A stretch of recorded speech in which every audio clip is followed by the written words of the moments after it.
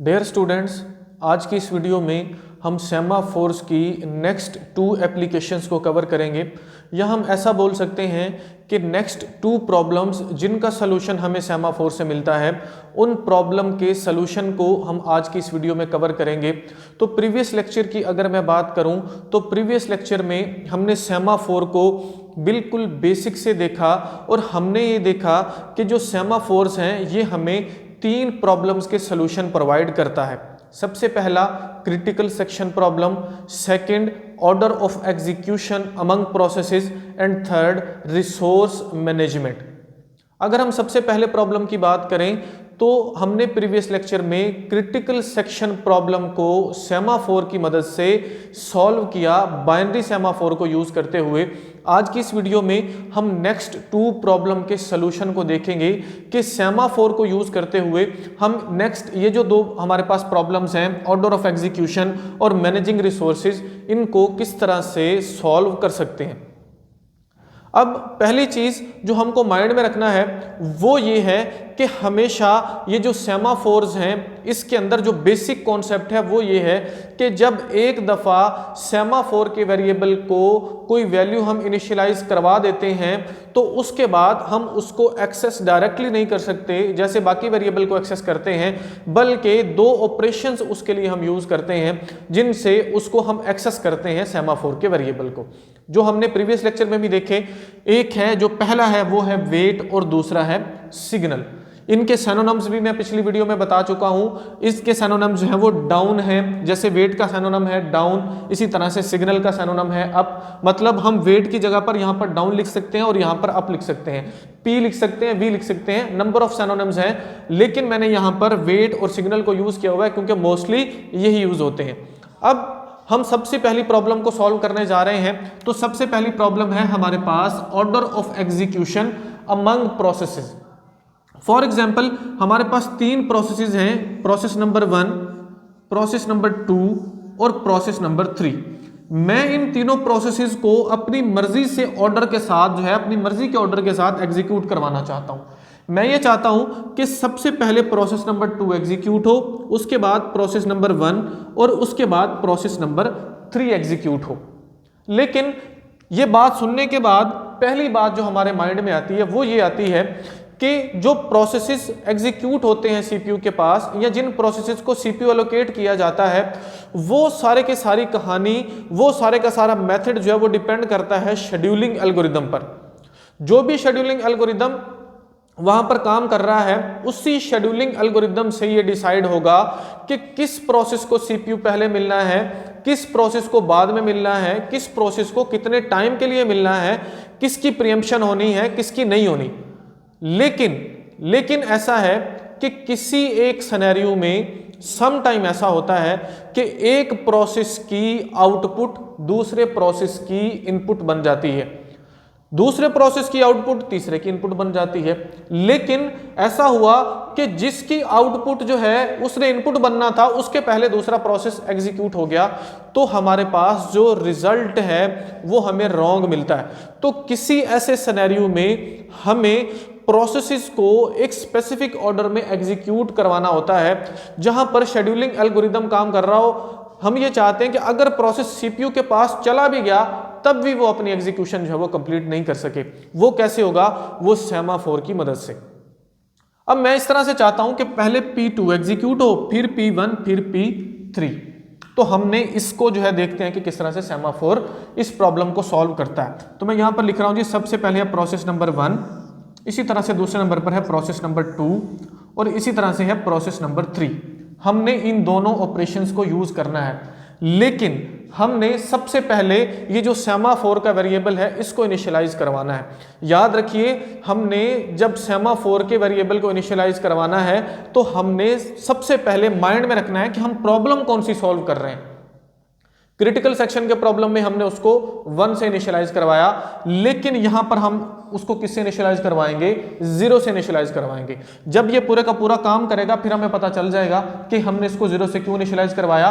और हमने ये जो, अगर मेरे पास प्रोसेसेस 3 हैं तो इस प्रॉब्लम में जितने टोटल प्रोसेसेस होंगे उससे एक कम सेमाफोर का वेरिएबल लेना है। मतलब यहां पर 3 प्रोसेसेस हैं तो मुझे इसके लिए कितने सेमाफोर चाहिए, मुझे 2 चाहिए। अगर 4 प्रोसेसेस होते तो मैं 3, मतलब नंबर ऑफ प्रोसेसेस -1, उतने हमने सेमाफोर्स के वेरिएबल जो है वो शुरू में इनिशियलाइज करवाने हैं।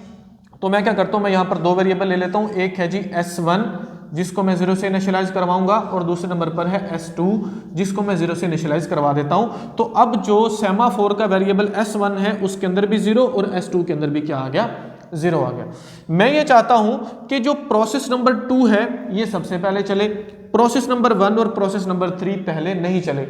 लेकिन सीपीयू के पास प्रोसेस नंबर 3 भी जा सकता है, प्रोसेस नंबर 1 भी जा सकता है। तो हमने इन दोनों के पास कंट्रोल जाने से पहले हमने इसके ऊपर ऐसा कोड लिखना है कि अगर ये सीपीयू के पास चला भी जाए तो ये अपनी एग्जीक्यूशन कंप्लीट नहीं कर सके। तो हम क्या करते हैं, यहां से सबसे पहले हम यहां पर लगा देते हैं जी वेट ऑफ S1, ठीक हो गया, और यहां पर हम लगा देते हैं वेट ऑफ S2।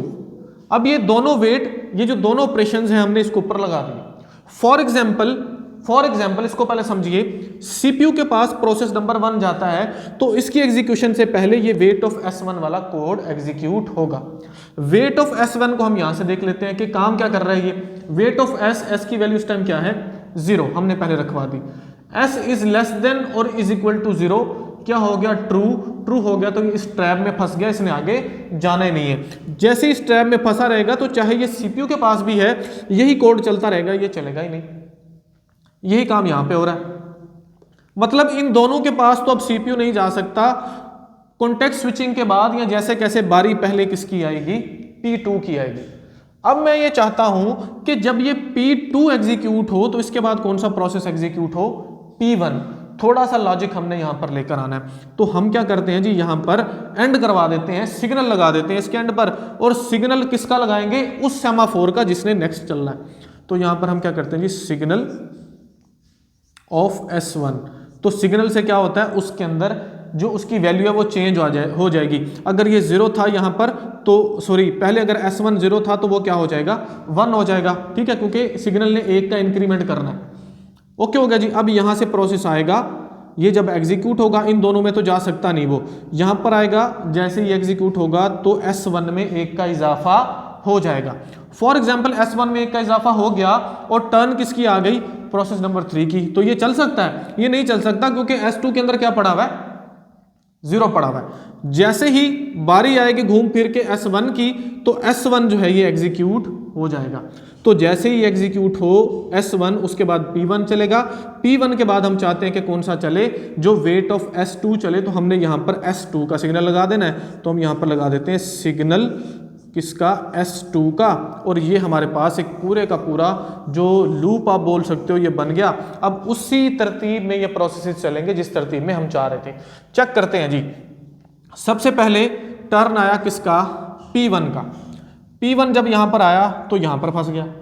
फिर टर्न आ गया P3 का, CPU को P3 मिल गया, वो यहां पर फंस गया वेट ऑफ S2 में, क्योंकि S की वैल्यू इनिशियली क्या, 0। करते करते बारी किसी आ गई P2 की। P1 के पास गया, P3 के पास गया, लेकिन वो नहीं एग्जीक्यूट हुई, उनकी इंस्ट्रक्शन नहीं चली, वो फंस गए ट्रैप में। अब बारी आ गई P2 की। P2 जो है ये एग्जीक्यूट हो चुका है और जाते जाते इसने सिग्नल S1 को क्या कर दिया, 1 का इंक्रीमेंट कर दिया। तो सिग्नल S1, सॉरी सिग्नल बोल रहा हूं, ये जो सिग्नल के अंदर सेमाफोर S1 है, अब S1 की वैल्यू कितनी हो गई, 1। अब बारी आ गई फॉर एग्जांपल P3 की। P3 के पास आया तो वेट ऑफ S2 है, क्योंकि S2 की वैल्यू 0 है तो इसमें नहीं जा सकता, यहां पर फंसा रहेगा। P1 पहले एग्जीक्यूट हो चुका है। अब बारी आ गई फॉर एग्जांपल P1 की, तो वेट ऑफ S1, अब S1 की वैल्यू क्या है, 1। ठीक है जी, यहां पर देख लेते हैं 1 is less than is equal to 0। Condition हुई फॉल्स, जैसे ही फॉल्स होगी तो यहां पर आ जाएगा और इसके अंदर S का एक माइनस कर देगा और आ जाएगा यहां पर। ठीक हो गया जी। अब यहां पर ये देखें आप, तो इसके बाद ये जो है हमारे पास ये वाली वैल्यू, इस वैल्यू में सॉरी यहां पर जो प्रोसेस है ये वाला एग्जीक्यूट होना शुरू हो गया। तो S2 0 की बजाय क्या हो गया जी, 1 हो गया। अब अगली दफ़ा यहाँ पर P1 हमारा एग्जीक्यूट हो चुका है। अब यहाँ से कंट्रोल ये दो तो हो गए एग्जीक्यूट, बारी इसकी आनी है, और ये हमारा P3 जो है ये उसके बाद एग्जीक्यूट होगा। ये सारी कहानी है जिसकी मदद से हम ऑर्डर ऑफ एग्जीक्यूशन को चेंज कर सकते हैं।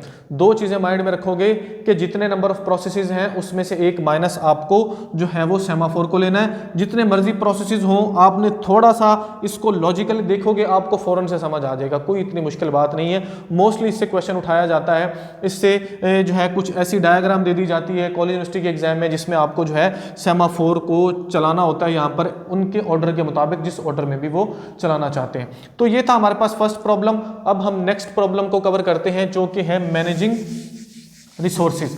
अब इस प्रॉब्लम को हमने सॉल्व किया है यूजिंग बाइनरी सेमाफोर, क्योंकि यहां पर आप देख सकते हो बाइनरी सेमाफोर की वैल्यू या तो 0 होती है या 1 होती है। नेक्स्ट हमारे पास प्रॉब्लम है मैनेजिंग रिसोर्सेज। अब ये है क्या? फॉर एग्जाम्पल हमारे पास नंबर ऑफ रिसोर्सेज हैं, मल्टीपल रिसोर्सेज हैं। अब उस कहानी को आप इस तरह से समझो कि आजकल पाकिस्तान में मोस्टली लैब्स ऐसी हैं जिनके अंदर एन कंप्यूटिंग लगी हुई है, एन कंप्यूटिंग। अब एन कंप्यूटिंग में होता कुछ यूँ है कि अगर ये मेरे पास एक सिस्टम है, फॉर एग्जांपल ये है सिस्टम, इस सिस्टम के साथ मल्टीपल मॉनिटर्स लगे होते हैं, एक ये, 2, 3 या 4 जितने भी मॉनिटर्स हैं, ये इनके दरमियान एन कंप्यूटिंग हुई हुई है। ठीक है जी, ये है 1, ये 2, ये 3, ये 4 या 5 या टोटल हमारे पास कह लो 4 है। अब ये जो है हमारे पास 4 सीपीयू, सॉरी एक सीपीयू के साथ कितने मॉनिटर्स लगे हुए हैं? 4। किसकी मदद से? एन कंप्यूटिंग की मदद से। एन कंप्यूटिंग होती है, अगर आपको इसके बारे में आइडिया नहीं है तो आप इसको गूगल भी कर सकते हो। एन कंप्यूटिंग से 4 हमारे पास रिसोर्सेज हैं इस सीपीयू के साथ, 1, 2, 3 एंड 4। एक टाइम में हमारे पास कितनी कॉपीज हैं रिसोर्सेज की? 4। अब एक टाइम में 4 प्रोसेसेस जो हैं वहां पर रन होंगे पैरेलली। तो क्रिटिकल सेक्शन में कितने प्रोसेसेस जाएंगे? 4 जाएंगे। हम उस सेमाफोर की मदद से इसको सॉल्व करने की कोशिश करेंगे कि एक टाइम में 4 प्रोसेसेस जो हैं वो क्या करें, यहां पर रन हो। यहाँ इसके एक एग्जांपल बड़ी फेमस है, वो ये है कि अगर आपके पास 4 या 5 प्रिंटर लगे हुए हैं, तो प्रिंटर रिसोर्सेज हैं, 5 प्रिंटर्स हैं, तो उसको आप किस तरह से मैनेज करोगे? हम मैनेज कर रहे हैं रिसोर्सेज को। तो अगर हम क्रिटिकल सेक्शन की बात करें, वही प्रॉब्लम जो प्रीवियस था, तो उसके लिए सबसे पहले हमें क्या करना होता है? हमें इंट्री सेक्शन को चलाना होता है। इंट्री सेक्शन के बाद चले जाता है किसमें? प्रोसेस क्रिटिकल सेक्शन में। क्रिटिकल सेक्शन के बाद वो जाते हुए एग्जिट सेक्शन को जो है वो चलाता है और चला जाता है। अब अगर हम रिसोर्स मैनेजमेंट की बात करें सेमाफोर को यूज करते हुए, तो फॉर एग्जांपल हम इसकी बात करते हैं। ये जो हमारे पास डायग्राम है, हमारे पास है 4 रिसोर्सेज। जितने रिसोर्सेज होंगे हम सेमाफोर को इनिशियली उतनी वैल्यू से इनिशियलाइज करवाएंगे। तो यहाँ पर कितने रिसोर्सेज हैं? 1, 2, 3 एंड 4, या 4 प्रिंटर्स हैं तो हम उसके लिए 4 लेंगे। तो हमने इनिशियली क्या किया, जो सेमाफोर है उसको कितने से इनिशियलाइज करवा लिया? 4 से। ठीक है जी। अब इंट्री सेक्शन कौन सा है? यहां पर हम क्या लगा देंगे? वेट ऑफ एस, और यहां पर हम क्या लगा देंगे? Signal of S. इनिशियलाइज हम पहले कर चुके हैं। फॉर एग्जाम्पल अब एस की वैल्यू कितनी है? 4। यहां पर एस आ गया जी 4। ठीक है, 4 is less than is equal to 0, यानी कि ये 4 इसके जो है वो बराबर नहीं है। तो कंडीशन हमारे पास यहां पर क्या हो रही है जी? फॉल्स हो रही है। जैसे कंडीशन फॉल्स होगी तो इसमें से एक का डिक्रीमेंट हो जाएगा, और अब एस में कितना बच जाएगा? 3। और जो प्रोसेस नंबर 1 है वो कहां पर आ गया? क्रिटिकल सेक्शन में। अगली दफा अगला जब प्रोसेस आया, फॉर एग्जांपल हमारे पास ये P1 इसको बोल देते हैं, इसको P2, इसका P3 और इसका P4। एक टाइम में हम इन चारों रिसोर्सेज को कैसे मैनेज कर रहे हैं? इन चारों रिसोर्सेज में माइक्रोसॉफ्ट वर्ड की फाइल की मिसाल ओपन हुई हुई है। तो या यहाँ पर कोई आउटपुट, एक टाइम में चारों प्रोसेसेस हैं जो इन चारों मॉनिटर्स पर अपनी आउटपुट शो करवाते हैं। तो अगली दफ़ा आया जी P2 आया, एस की वैल्यू कितनी हो जाएगी? 2, और P2 यहाँ पर आ गया। अगली दफ़ा आ गया जी P3, एस की वैल्यू कितनी हो जाएगी? 1, और यहाँ पर क्या आ जाएगा? P3। अगली दफ़ा P4 आया और एस की वैल्यू कितनी हो जाएगी? 0, और P4 यहाँ पर आ जाएगा। सिंपल वो यहाँ पर रन करेंगे। अगर कोई और प्रोसेस आना चाहता है फॉर एग्जांपल, तो वो क्या होगा, जब 0 होगी वैल्यू तो वो यहीं पर इसमें फंस जाएगा, जिसको बजी वेटिंग बोलते हैं, यहाँ पर वो फंस जाएगा। इस टाइम हमारे पास 4 प्रोसेस जो हैं वो यहाँ पर सिंपली चल रहे हैं। जो भी प्रोसेस एंड होगा वो जाते हुए सिग्नल को क्या करता जाएगा, वहाँ से 1 का इजाफा करता जाएगा और ये जो है वापस वैसे ही काम बिल्कुल, अब यहाँ पर वैल्यू इसकी 1 हो जाएगी अगली दफ़ा जब इजाफा होगा, इसी तरह से 2 और 3 और 4। ये बेसिकली नेक्स्ट एप्लीकेशन है मैनेजिंग रिसोर्सेज यूजिंग सेमाफोर्स। ठीक हो गया। अब यहाँ पर हमने काउंटिंग सेमाफोर को यूज़ किया है क्योंकि काउंटिंग सेमाफोर की वैल्यूज है वो 0 और 1 नहीं होती, उससे ज़्यादा एक्सीड होती है। उम्मीद करता हूँ सेमाफोर्स का जो बेसिक कॉन्सेप्ट है, उसकी जो 3 प्रॉब्लम्स हैं जिनका सोल्यूशन हमें सेमाफोर से मिलता है, वो आपको बिल्कुल क्लियर हो गया होगा। वीडियो आपके लिए हेल्पफुल है तो इसको दूसरों के साथ शेयर लाजमी कीजिएगा, लाइक ज़रूर कीजिएगा, कमेंट सेक्शन में कोई क्वेश्चन है तो ज़रूर पूछिएगा और चैनल को सब्सक्राइब ज़रूर कीजिएगा। मिलते हैं नेक्स्ट लेक्चर में। Thank you so much.